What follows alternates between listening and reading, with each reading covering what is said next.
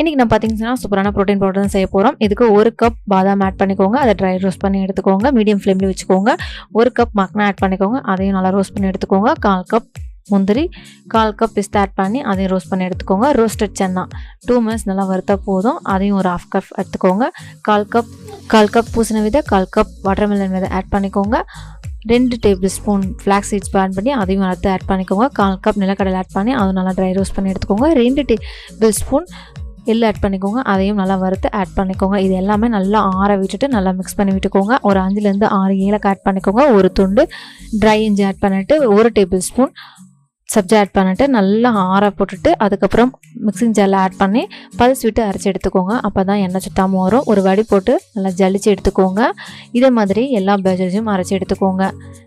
இப்போ ஒரு ஏர் கண்டெய்னர் பாக்ஸில் நீங்கள் ஸ்டோர் பண்ணிக்கலாம். தேவையான அளவுக்கு எடுத்துக்கிட்டு ஒரு 2 tablespoon milk powder add பண்ணி சர்வ் பண்ணிக்கோங்க.